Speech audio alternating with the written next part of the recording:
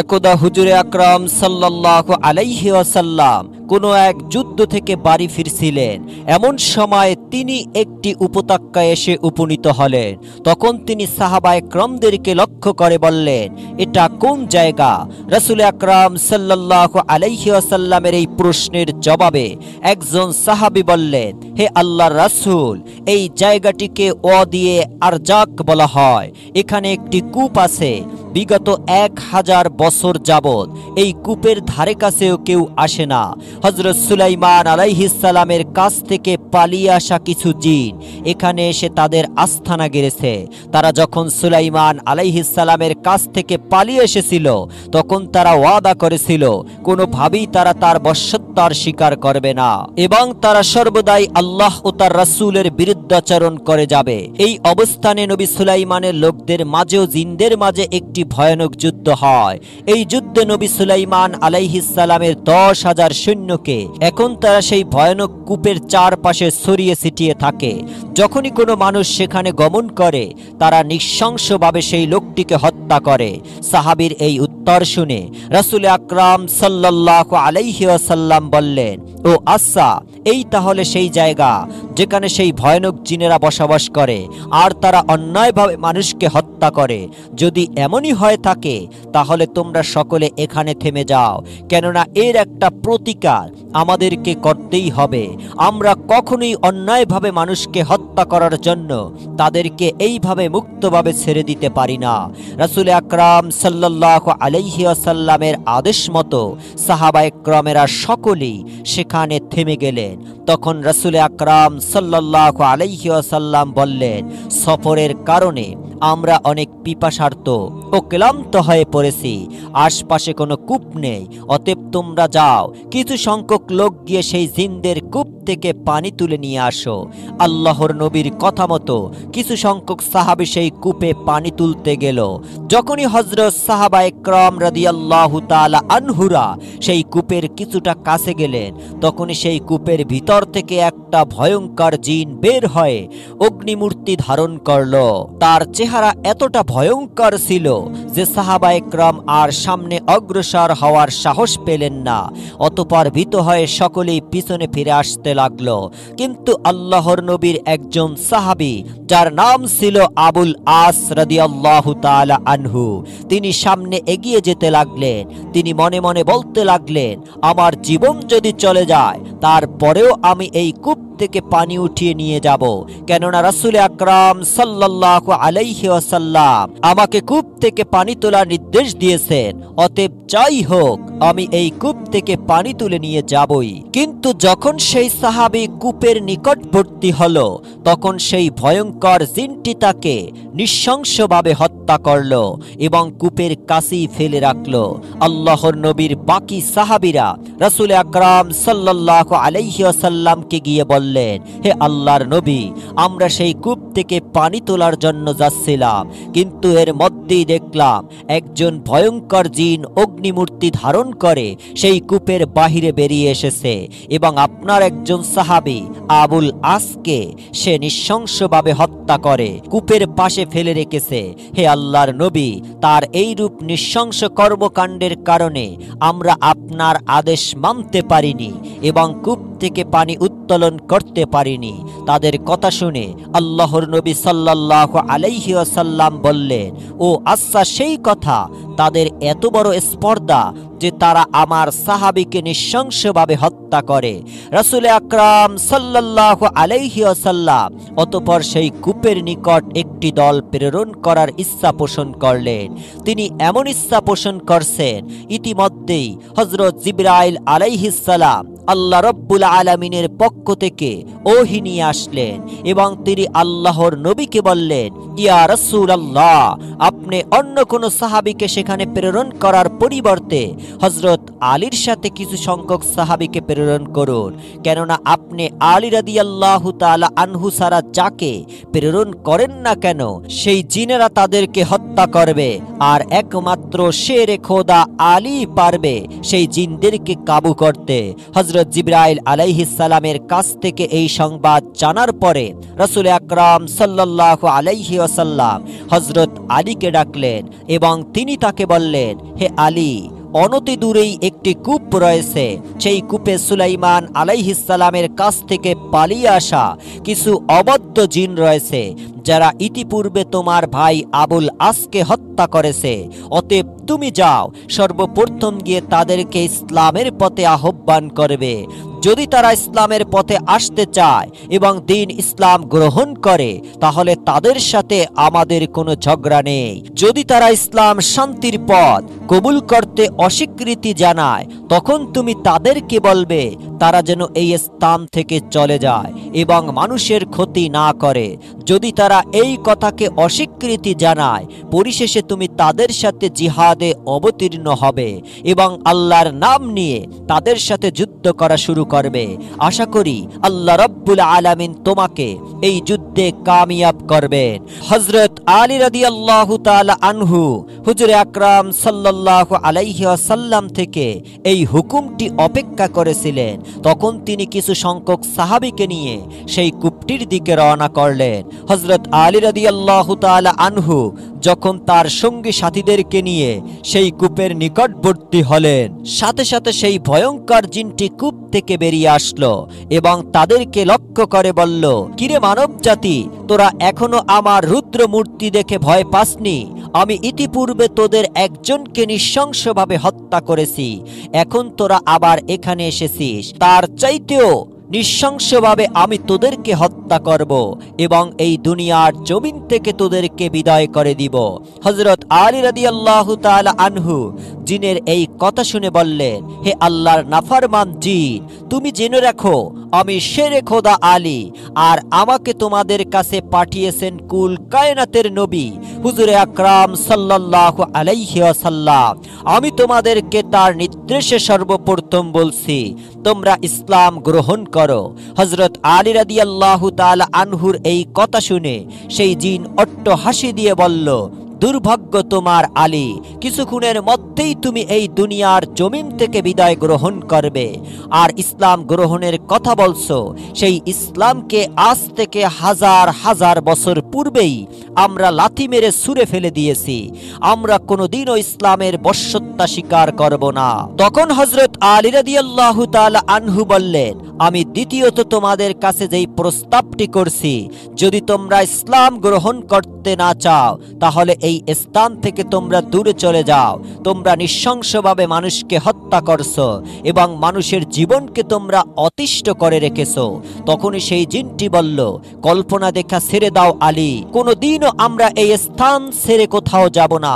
হযরত আলী রাদিয়াল্লাহু তাআলা আনহু হুমকার ছেড়ে বললেন, তাহলে হে আল্লাহর নাফরমান, আমার সাথে যুদ্ধ করার জন্য প্রস্তুত হয়ে যা। তখন সেই জিনটি বলল, তুমি একজন দুর্বল মানব সন্তান, আর তুমি করবে আমার সাথে যুদ্ধ, দেখি তোমার গায়ে কত জোর। এই বলে সেই জিনটি হুমকার ছেড়ে হযরত আলী রাদিয়াল্লাহু তাআলা আনহুর উপর ঝাঁপিয়ে পড়ল। আর সাথে সাথে শেরে খোদা হযরত আলী রাদিয়াল্লাহু তাআলা আনহু তার হাতে থাকা জুলফিকার তলোয়ার দিয়ে এক আঘাতে জিনটির মাথা দ্বিখণ্ডিত করে ফেলল এবং তার ববলীলা সঙ্গ করে জাহান্নামের দুয়ারে পাঠিয়ে দিল। সেই জিনটি নিহত হওয়ার সাথে সাথে উক্ত কূপের ভিতর থেকে হাজার হাজার জিন উপরে উঠে আসলো এবং তারা ভয়ঙ্কর আওয়াজ করতে লাগলো। তাদের ভয়ঙ্কর আওয়াজে আসমান ও জমিন প্রকম্পিত হতে লাগলো।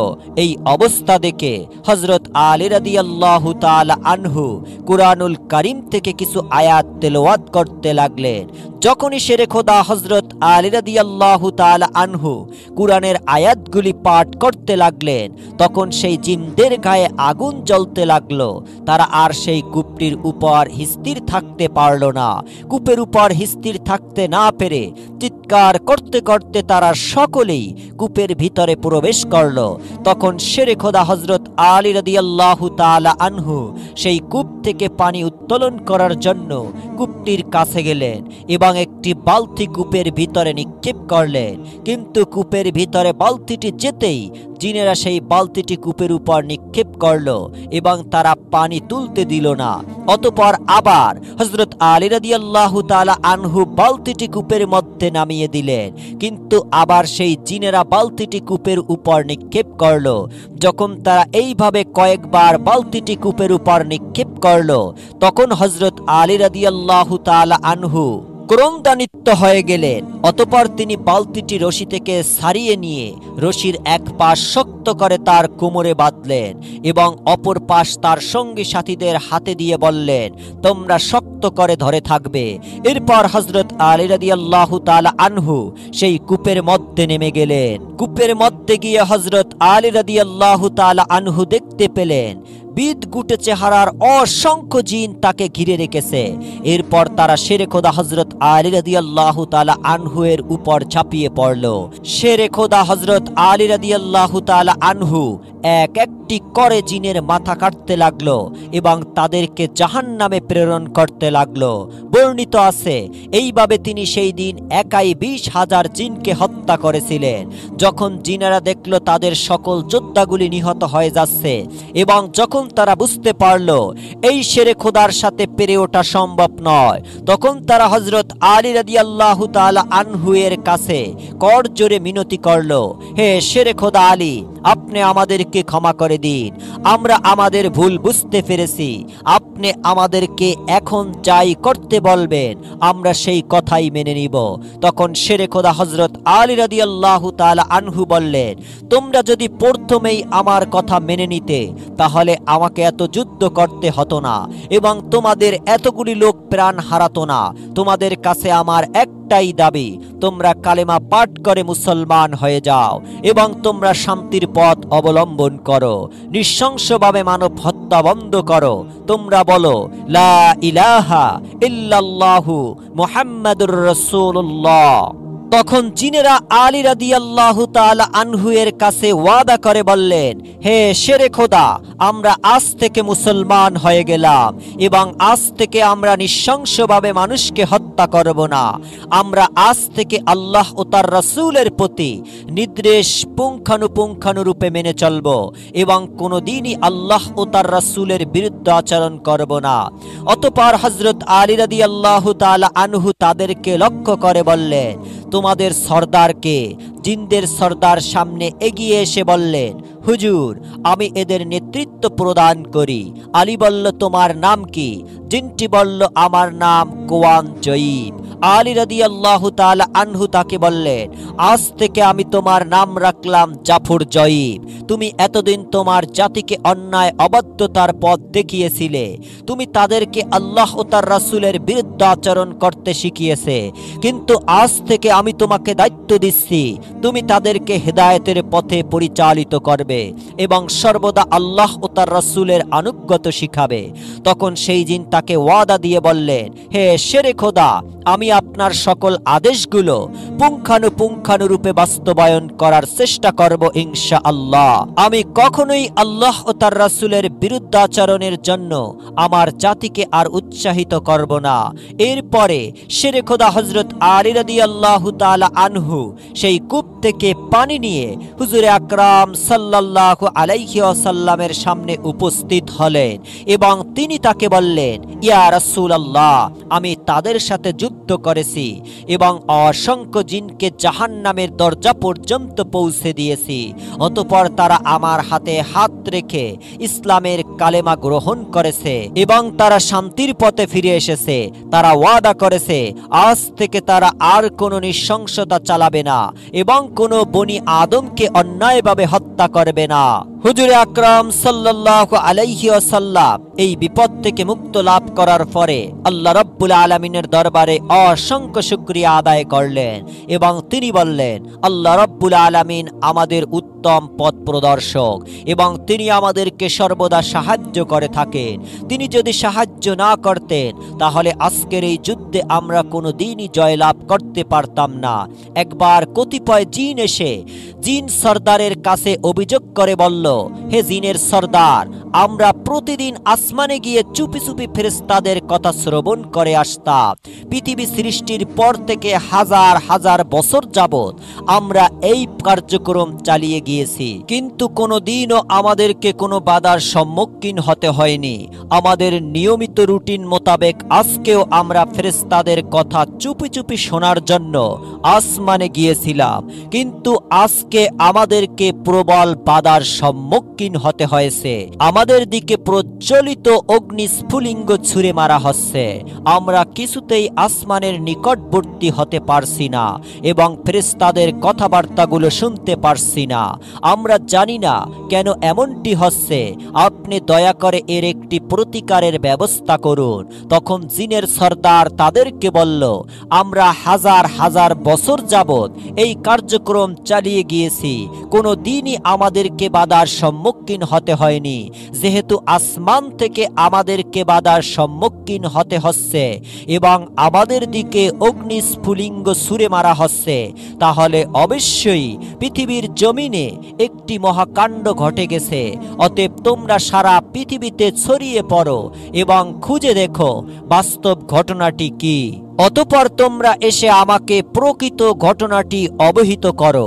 জিন সর্দারদের হুকুমে জিনেরা পৃথিবীর সর্বত্রে ছড়িয়ে পড়ল এবং তারা খোঁজ করতে লাগলো আসলে কি হয়েছে।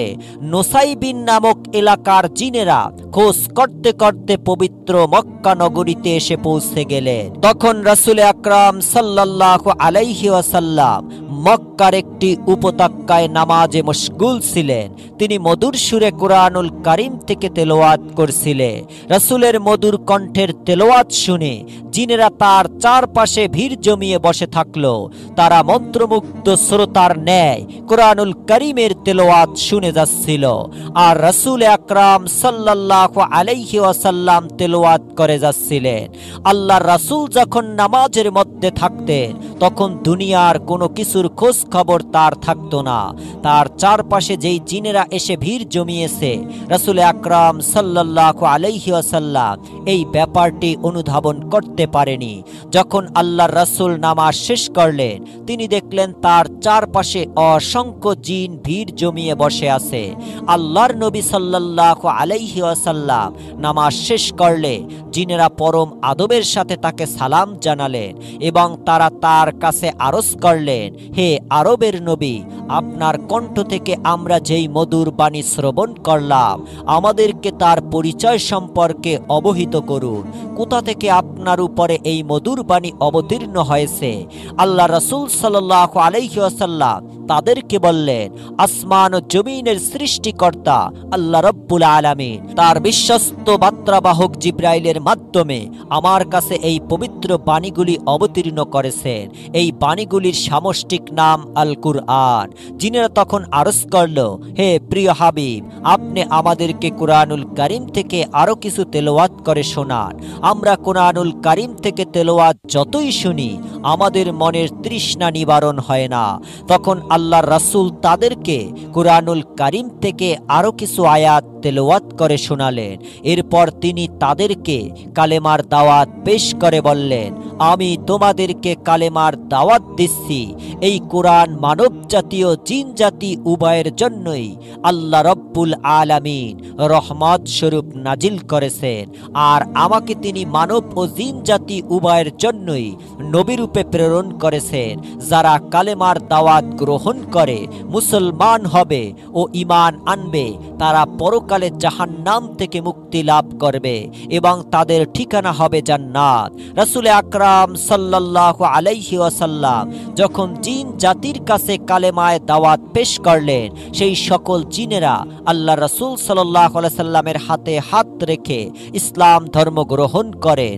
এরপর আল্লাহ রাসূল সাল্লাল্লাহু আলাইহি ওয়াসাল্লাম তাদেরকে বললেন, হে জিনেরা, তোমরা গিয়ে তোমাদের সম্প্রদায়ের কাছে এই খবর পৌঁছে দাও এবং তাদেরকেও ইসলামের পথে আহ্বান করো, তারা যেন অন্যায়ের পথ পরিত্যাগ করে দিন ইসলামের সুশীতল ছায়াতলে আশ্রয় গ্রহণ করে, এতে তারাও মুক্তি পাবে আর তোমরাও তোমাদের জিম্মাদারি ও দায়িত্ব থেকে মুক্তি লাভ করবে।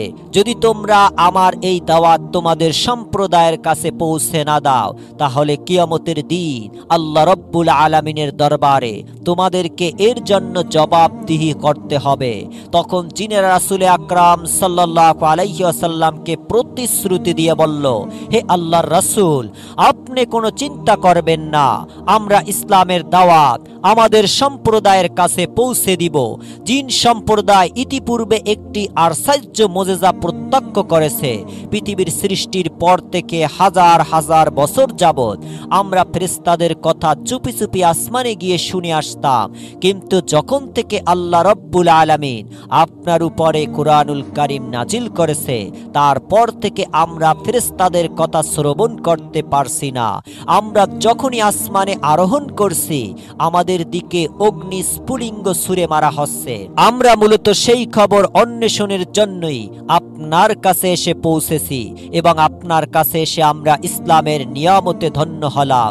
এরপর জিনেরা তাদের সর্দারের কাছে এসে বলল, হে আমাদের সর্দার, আসমান থেকে আমাদের দিকে কেন অগ্নি স্ফুলিঙ্গ ছুঁড়ে মারা হচ্ছে? এর প্রকৃত ব্যাপারটি আমরা খুঁজে পেয়েছি। আরবের নবী মুহাম্মদ সাল্লাল্লাহু আলাইহি ওয়াসাল্লামের উপর আল্লাহ রব্বুল আলামিন কুরআনুল কারীম নাজিল করেছেন। এই কুরআনের বাণীগুলিকে সুরক্ষিত করার জন্যই মহান প্রভু আল্লাহ রব্বুল আলামিন আসমানের দিকে সুরক্ষিত করেছেন এবং তিনি আমাদের জন্য আসমানের যাতায়াতকে দুরূহ করে তুলেছেন। আমরা আরবের নবীর কাছে গিয়ে ইসলাম ধর্ম গ্রহণ করেছি। তিনি আপনাদেরকেও ইসলামের সুশীতল ছায়াতলে আসার জন্য আহ্বান জানিয়েছেন। হোসাইবিনের জিনদের এই আহ্বান শুনে অনেক জিন ইসলাম ধর্ম গ্রহণ করলো, আবার অনেকে তাদের পূর্ববর্তী অবিচল থাকলো। এরপর একদা রাসূল আকরাম সাল্লাল্লাহু আলাইহি ওয়াসাল্লাম তার সাহাবীদের মজলিসে বললেন, হে আমার সাহাবারা, জিনেরা আমার কাছ থেকে কুরআনুল কারীম থেকে তেলাওয়াত শুনতে চায়। তোমাদের মধ্যে কি কেউ আসো যে আমার সাথে জিনদের সেই মজলিসে যাবে? হযরত আব্দুল্লাহ ইবনে মাসউদ রাদিয়াল্লাহু তাআলা আনহু বললেন, হে আল্লাহর নবী, আমি আপনার সাথে জিনদের মজলিসে যেতে চাই। তখন আল্লাহর নবী সাল্লাল্লাহু আলাইহি ওয়াসাল্লাম তাকে নিয়ে একটি উপত্যকায় আসলেন এবং তিনি একটি রেখা টেনে বললেন, হে আব্দুল্লাহ, তুমি এই লেখাটি অতিক্রম করিও না, বরং আমি ফিরে আসা পর্যন্ত তুমি এখানেই বসে থাকবে। এরপর রাসূল আকরাম সাল্লাল্লাহু আলাইহি সাল্লাম সামনের দিকে অগ্রসর হলেন। আব্দুল্লাহ ইবনে মাসউদ রাদিয়াল্লাহু তাআলা আনহুর সেই স্থানে বসে রইলেন। কিছুক্ষণ পরেই তিনি দেখতে পেলেন খেজুর গাছের মতো লম্বা লম্বা কতগুলি আকৃতি হুজুর আকরাম সাল্লাল্লাহু আলাইহি সাল্লামের দিকে এগিয়ে গেল। এরপরেই তিনি শুনতে পেলেন কতগুলি শরগোলের আওয়াজ। তখন আব্দুল্লাহ ইবনে মাসউদ রাদিয়াল্লাহু তাআলা আনহু এর ভয় হতে লাগলো যে এই জিনেরা আবার রাসূল সাল্লাল্লাহু আলাইহি সাল্লামের সাথে কোনো অনিষ্ট করে ফেলছে কিনা। বেশ কিছু সময় অতিবাহিত হওয়ার পরে রাসূল আকরাম সাল্লাল্লাহু আলাইহি ওয়াসাল্লাম ইবনে মাসউদের কাছে ফিরে এসে বললেন, হে আব্দুল্লাহ, তুমি কি ঘুমিয়ে পড়েছিলে? আব্দুল্লাহ ইবনে মাসউদ রাদিয়াল্লাহু তাআলা বললেন, ইয়া রাসূলুল্লাহ, আমি ঘুমিয়ে পড়িনি, বরং আমি আপনার চিন্তায় চিন্তিত হয়ে পড়েছি। আল্লাহর রাসূল বললেন, তুমি কি দেখেছিলে? আব্দুল্লাহ ইবনে মাসউদ রাদিয়াল্লাহু তাআলা আনহু বললেন, আমি খেজুর বৃক্ষের মতো কতগুলি উঁচু উঁচু আকৃতি দেখতে পেলাম, তারা আপনার দিকে এগিয়ে গেল। এরপরে আমি কতগুলি শোরগোলের আওয়াজ শুনতে পেলাম। তখন আমার ভয় হচ্ছিল, না জানি জিনেরা আপনার কোনো অনিষ্ট করে ফেলল। তখন আল্লাহর রাসূল বললেন, হে আব্দুল্লাহ, জিনেরা আমার কাছে কুরআনুল কারীম থেকে তেলাওয়াত শুনতে চাইল, আমি তাদেরকে কোরআন থেকে তেলাওয়াত করে শোনালাম। এরপরে তারা আমার কাছে খাদ্য পানির জন্য আবেদন করল। আমি গোবর ও হাড়কে তাদের জন্য খাদ্য পানি হিসাবে নির্ধারণ করলাম। ইবনে মাসউদ রাদিয়াল্লাহু তাআলা আনহু বললেন, ইয়া রাসূলুল্লাহ, গোবর এবং হাড়কে তারা কিভাবে খাদ্য হিসাবে গ্রহণ করবে? এইগুলো তো পরিত্যক্ত জিনিস। তখন আল্লাহর রাসূল সাল্লাল্লাহু আলাইহি ওয়াসাল্লাম বললেন, যখনই জিনেরা কোনো হাড়ের উপর হাত রাখবে, তখনই তা গোস্তে যুক্ত হবে। হবে। আর যখনই তারা কোনো গোবরে হাত রাখবে তখন সেই গোবর থেকে তাদের জন্য শস্য বের হবে। আর এইভাবে গোবর এবং হাড়ে তারা তাদের খাদ্য খুঁজে পাবে। হে আব্দুল্লাহ, এই জন্য আমি তোমাদেরকে সতর্ক করছি, আজ থেকে তোমরা কখনোই শুকনা গোবর, শুকনা হাড়কে ইস্তেনজার কাজে ব্যবহার করবে না, কেননা এইগুলো তোমাদের ভাই জিন জাতির খাবার।